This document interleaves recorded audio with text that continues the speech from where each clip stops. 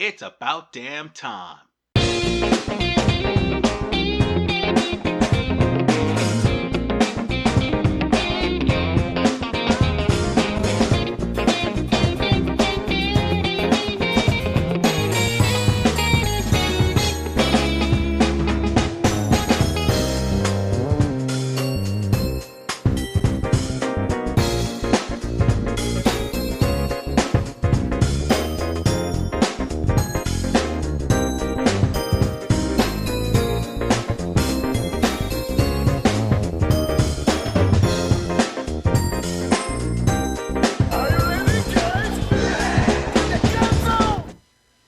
This is the third installment of the Samurai Warrior series, and one that people may say had all but killed the franchise.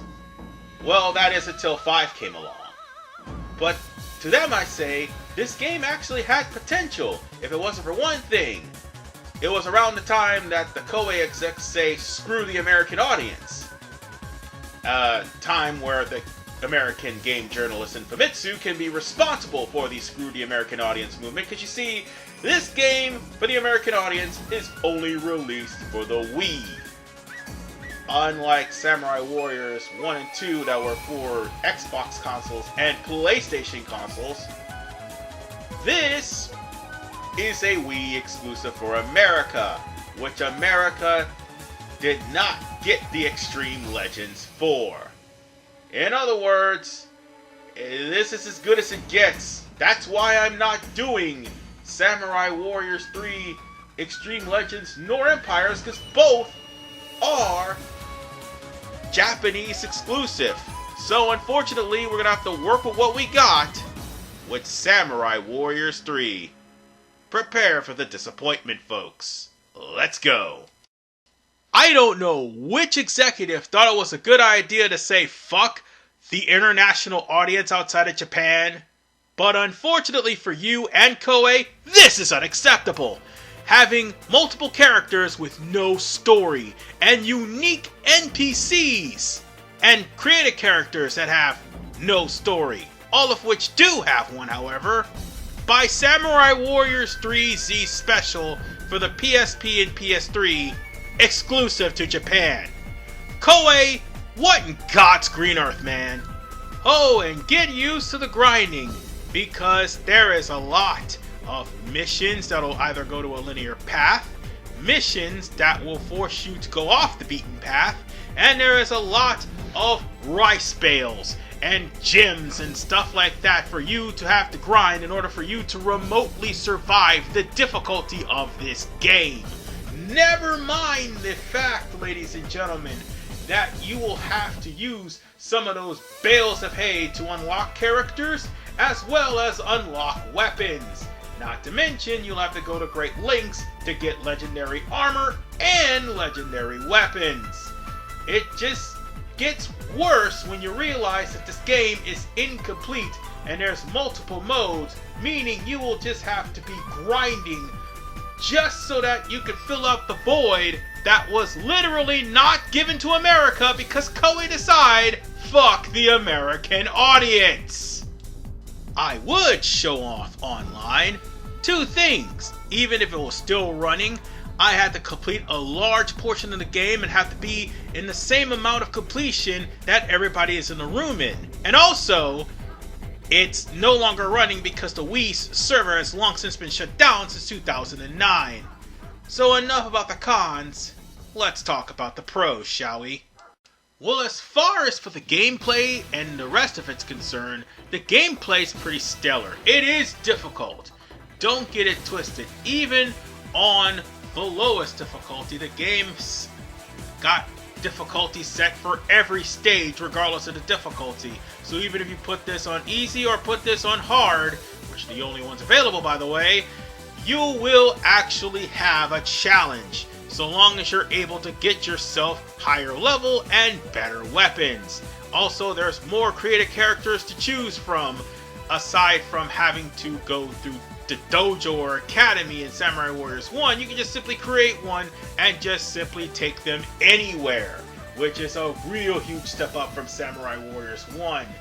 In fact, the controls in this game is actually stellar, even with a Wiimote and nunchuck.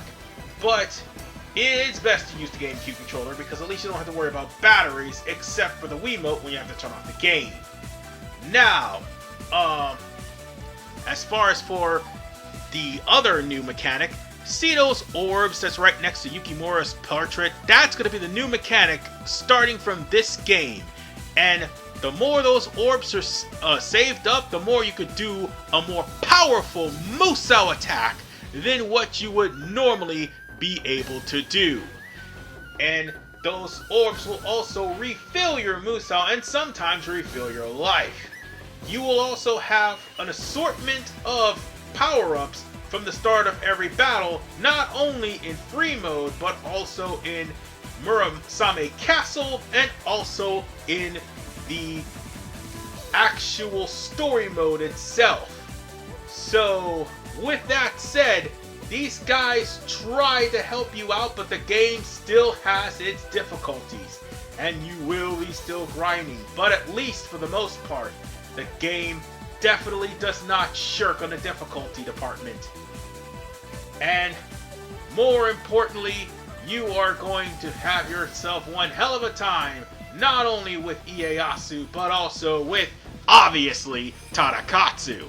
So yeah, he's in this game too, and he is just as much of a menace in every other Samurai Warriors, save for 5. But, with that said, this gameplay actually may seem slow, but it's not. It actually is the more superior port compared to the PS3 and the PSP. And I can say that because when you bring these games to emulation, the PSP and PS3 have the worst lagging out of the group. And of course, I have to give notice to the voice acting of this game. And sadly, ladies and gentlemen, this will be the last Samurai Warriors game to ever have English voice acting again. Because Samurai Warriors 4, 4-2, 4 Empires, 3 Z Special, 3 Empires, and 5 will not have English voice acting at all.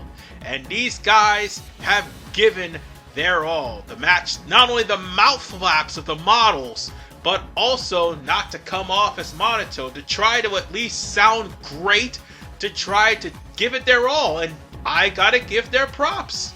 It's sad that this is the last time we have to see that due to budget cuts and also Koei saying damn the North American audience, but at the exact same time, at least we could take solace that at least we got the better version of the game, because I heard the Japanese do not like the Japanese voice acting only, and they were actually big fans of the American voice acting. So yeah, that sucks for them too. I think this is where Koei became enemies towards everybody around this time. And it is a shame that Koei just cut corners with this game. Nonetheless, ladies and gentlemen, it is time now to give the rating for this game. And with the pros and cons compiled, it is now time to give the rating for this game. Samurai Warriors 3 for the Wii in North America gets a meh. And it deserves it, because despite everything good that this game did, especially in the creative character route, because it did it so much better than 1, the thing is, it's incomplete outside of Japan. And since it was abandoned due to the fact that the Wii was abandoned for the Wii U, there's no more working online gameplay, and to make up for the fact that they aren't doing anything else for the game, they put in a lot of grinding. And for that is kind of heartbreaking, because this game could have been so much better. Hell, Forward had to actually have a harder standard to go by than what it did when it was created. But alas, that did not happen. Well, we won't have to worry about the franchise killer till later, But we will be going after something a lot more positive than this disappointment. I'll see you all in the next review. Peace out.